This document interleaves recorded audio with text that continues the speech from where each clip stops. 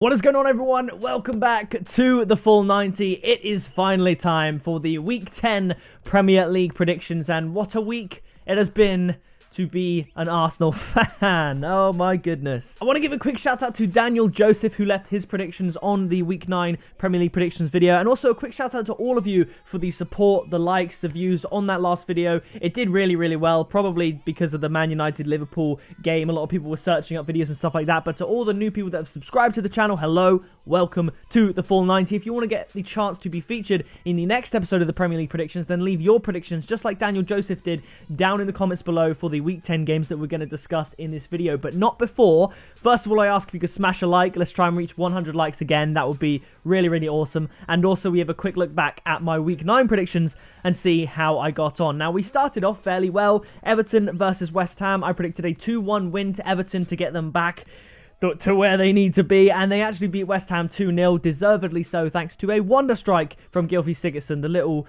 I believe it was a Cruyff turn, I think. The little fake defender gets absolutely sent, by the way, and then he just passes it basically into the top corner. It was really good. Aston Villa versus Brighton, I predicted a 1-1 draw, and it was looking to be like that. It was 1-1, and then in the 94th minute, Aston Villa get a second goal to win the game. Brighton did only have 10 men for about an hour of the game, but I did say if I was going to pick a winner in that game, I would have picked Aston Villa, so I was about as close as you can get without getting it right for that one. So yeah, that was pretty good there. The next one, probably my worst prediction of the week, really, because I predicted that Bournemouth and Norwich would have an absolute goal fest, and it would be 3-2 to Bournemouth, and it ended up in a 0-0, so we can move swiftly on there. Chelsea versus Newcastle, I predicted a 3-0 win to Chelsea. It was actually a lot more difficult than that for them. They did dominate the game, but struggled to put any chances away and ended up winning 1-0, so maybe Newcastle are finally starting to turn a little bit of a corner and can just escape relegation. We'll see how that goes. The next one, Leicester versus Burnley. I correctly predicted that Leicester would win the game 2-1. I believe that was my only correct score prediction of the week. Yes, it was. The next one, Tottenham versus Watford. I predicted a 2-0 win to Tottenham, and it was a 1-1 draw. But if you're asking me, not just because I'm an Arsenal fan, it looks biased, but that Watford tackle on Deulofeu, or the Tottenham tackle on Deulofeu, is a penalty. I don't know how they've not overturned that. I didn't watch any analysis, so I don't know. Perhaps Peter Walton came in and gave his word and backed up the ref in any way that he could find possible, but I don't see it. The next one, Wolves versus Southampton. I predicted a 2-2 draw. It was actually a 1-1 draw, so not far off there. Crystal Palace versus Man City, I predicted a 3-1 to Man City, and if Man City were a little bit more clinical and Ederson didn't have such a good game, I think 3-1 could have been on the cards, but it ended in just a 2-0 win to Manchester City. Raheem Sterling, oddly enough, wasn't really looking himself in that game. De Bruyne was looking as good as ever. David Silva was looking very good, showing he's still capable of achieving great things in the Premier League despite his age. He probably is coming towards the end of his Premier League career, but he looked good nonetheless. Man United versus Liverpool, I predicted that Liverpool would get a 2-1 away win. It was, in fact, a 1-1 draw. There was obviously the controversy of the foul potentially on Origi in the build-up for the United goal. There was the disallowed goal for Liverpool. I think rightly so. It did hit his hand.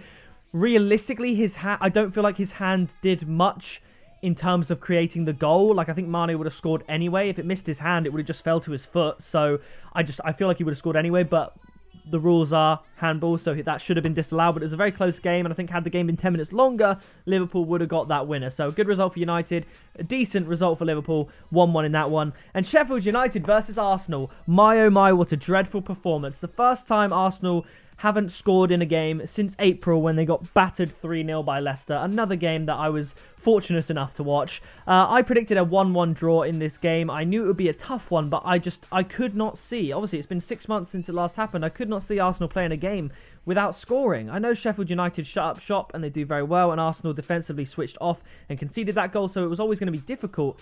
But I just feel like the selection for Arsenal was all wrong. Maybe we'll talk about that more in the Week 10 predictions. So let's kick it off with Southampton versus Leicester. Given that Wolves had 2 goals disallowed in their game with Southampton, you could argue that they were lucky to walk away with a 1-1 draw. And Leicester, Burnley did have a goal disallowed as well, giving Leicester the win. Leicester, I think they came from behind. They just looked good. And I think Leicester will be able to get the win and maintain their 3rd place spot. They look so good, and everyone wants them to do well. I just like Leicester. I do really like them. So I'm going to go for a 2-1 away win to Leicester here. I think it's going to be very close, but I'm going for Leicester to edge this one. The next one is Manchester City up against Aston Villa. Now, this one I think is going to be a very straightforward game for Manchester City. Villa made it difficult for themselves to beat a 10-man Brighton at home, and obviously they did beat Norwich a big amount, 5-1 the week before, but I think Man City will just get the job done at the Etihad, and I think it's going to be quite comfortable. I'm going for quite a brave prediction, to be honest. I don't think many people will see it going quite this way. I'm going to go for a 4-0 win to Manchester City in this fixture. The next one is Brighton up against Everton. Brighton unlucky to get absolutely nothing from the Aston Villa game, and Everton deservedly taking 3 points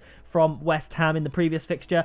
I think it's going to be a tough one given that Everton are on the road. Goodison Park, I'd probably go for a 2-0 Everton win, but I think Brighton at home will just be able to muster up enough to get a draw. If I had to pick a winner, I would go with Everton because I think they're just turning that corner, and they did actually look fairly threatening going forward in the previous game. It's about time, but I'm going to go for a 1-1 draw in this fixture. I might regret that. I might regret not picking Everton to win here, but let's go with 1-1. The next game is Watford up against Bournemouth. Now, Watford, they did get they took 2 points from Tottenham, essentially, and gave one of them to themselves. They drew with Tottenham 1-1, and I think they deserve more than that. I do think they deserve to win.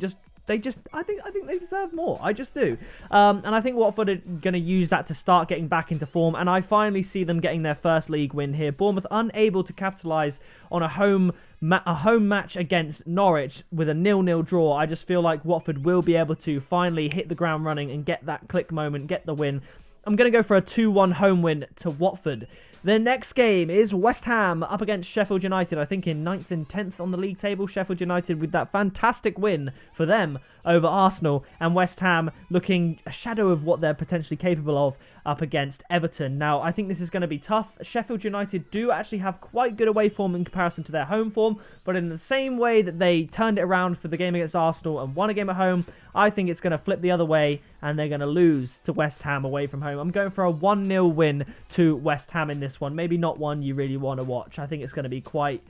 I don't know. It's going to be quite close. I'm going to go for a 1-0 win. The next game is Burnley up against Chelsea. Now, Burnley, the previous week, they did lose to Leicester 2-1. Again, you could argue they were unlucky not to get a point out of that game. And Chelsea managing to do the business, beating Newcastle at home. They're still in the top 4, thanks to Arsenal losing to Sheffield United. Can you tell I'm salty? Can you tell I watched the game last night? But yeah, so this game is going to be a really, really close one, I think. Burnley are looking much better this year. They had a really good season a couple of seasons ago, and then they had a really bad season last season, and they're looking more like the season before this season, and they're actually scoring some goals, and they're looking pretty good. I think it's going to be a very, very close game.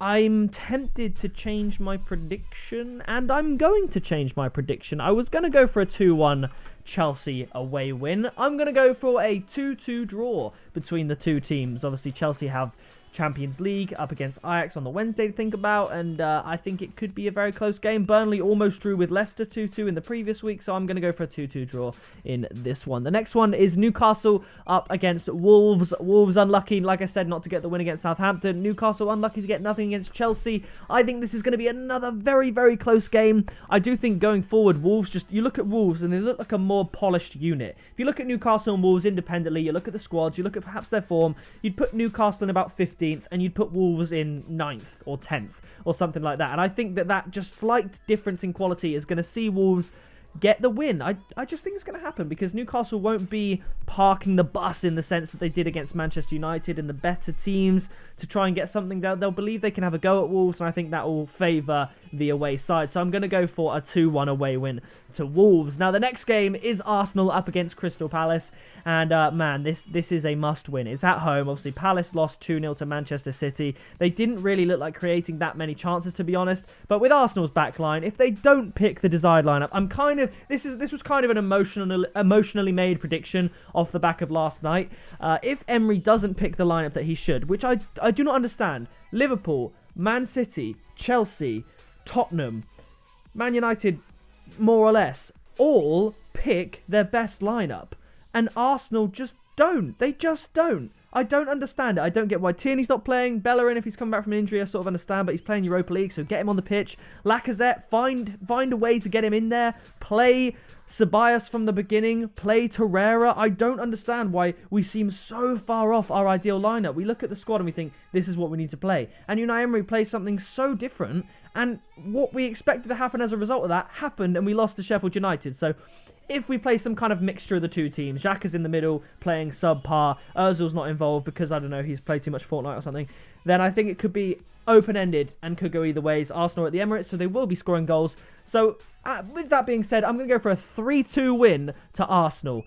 But please, Emery, please, please, please, get it right. The next game is Liverpool up against Tottenham. I think Tottenham, they're having a very, very difficult time of it right now. Arguably as bad as Manchester United. Obviously, the United start was so dreadful that it really kind of overshadowed the problems with Tottenham. But ever since Tottenham got beaten by Bayern Munich a couple of weeks ago, they haven't really looked the same. And I'm going for Liverpool to win this game. I'm going to go for a 3-1 win to Liverpool. I think if it was at Spurs' new ground, maybe a 2-1 Liverpool, 2-2, something like that, a 4-3. But I'm going to go for a convincing enough 3-1 win to Liverpool. Bearing in mind, Liverpool did not look good against Man United. I don't know what Jordan Henderson was doing, but he had a very average game. He was getting in the way of Trent Alexander-Arnold and their width play, and it just did not work for Liverpool. I think if Liverpool played the way they did in the last 20 minutes without Henderson for the whole 90, and obviously if they had Salah, I think it would have been a 3-0.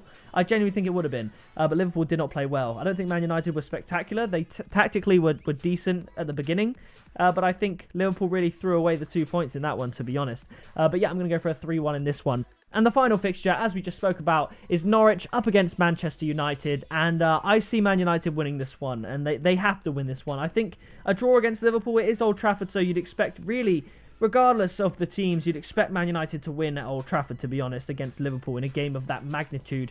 I think Man United will be able to get the win here. Norwich unable to score against Bournemouth. They looked, they were able to keep Bournemouth at bay, but I don't think they'll be able to do the same for Manchester United. Man United are a class above Norwich, despite what the table may suggest in a few weeks if things don't go well.